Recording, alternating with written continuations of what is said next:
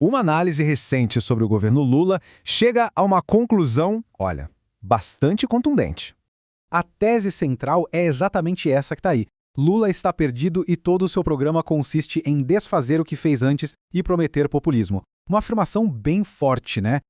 Então, a nossa ideia aqui hoje é justamente detalhar os argumentos por trás dessa frase, sabe? E ponto a ponto para a gente entender como essa visão se sustenta. E para continuar recebendo detalhamentos como este, é rapidinho. É só se inscrever no nosso canal. Bom, vamos direto ao primeiro ponto então. O primeiro argumento que a análise apresenta é de que o governo estaria meio que à deriva, sem um rumo muito claro. O ponto crucial aqui é a contradição que apontam nas políticas recentes. Pensa só. Por um lado, o governo foi lá e implementou medidas para aumentar a arrecadação, como a taxa dos importados e a regulamentação de apostas.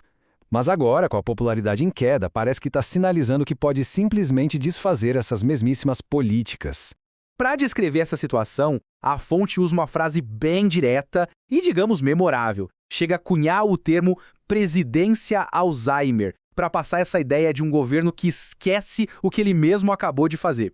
Vamos avançar um pouco e ver os exemplos mais específicos que a fonte usa para construir essa linha de raciocínio. A chamada taxa das blusinhas é o caso principal. A análise aponta que lá no começo do ano o presidente defendia a medida com unhas e dentes. Agora, com a popularidade meio abalada, já considera retirar. E a fonte ainda especula. Se a reeleição vier, a taxa voltaria com tudo para fins de arrecadação. E essa mesma lógica, segundo esse ponto de vista, se aplicaria também à regulamentação das apostas esportivas, uma medida que foi criada pelo próprio governo atual com um objetivo bem claro: taxar e arrecadar mais. Isso tudo leva a uma pergunta central que a análise tenta responder. Ué, mas por que dar essa marcha ré agora em políticas que acabaram de ser implementadas? A resposta, de acordo com a fonte, é uma só: motivo eleitoral. Não seria uma mudança de visão econômica, não. Seria, na verdade, uma tática de curto prazo para tentar recuperar o apoio popular que foi perdido, já de olho nas próximas eleições. Agora, a análise vai mais fundo, sai um pouco das políticas específicas e entra na dinâmica do partido que está no poder. A questão que se levanta é sobre a sucessão, sobre o futuro da legenda. O que vem depois da liderança atual? Existe um plano?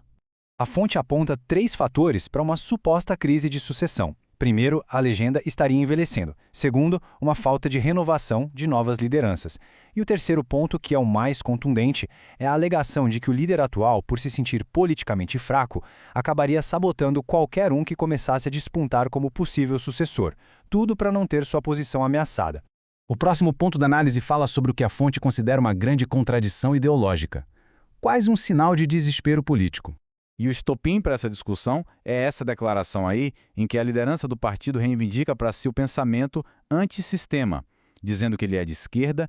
Para a gente entender a crítica, a análise primeiro define o que seria o sistema. Seria o grupo político que está no poder com pouquíssimas interrupções desde 2003. O mesmo grupo que indicou nomes para cargos de alto escalão, juízes para tribunais superiores. E aí, com uma linguagem bem coloquial, a análise questiona: como vocês vão ser antissistema agora? Vocês são o sistema, cara. A ideia é como um grupo que comanda a máquina pública há tanto tempo pode se declarar contra o sistema. A conclusão da fonte é que a direita acabou capturando esse discurso de ruptura e, com isso, ganhou um apelo maior com o eleitorado mais jovem, enquanto a esquerda estaria, segundo eles, envelhecendo e perdendo essa conexão. Certo.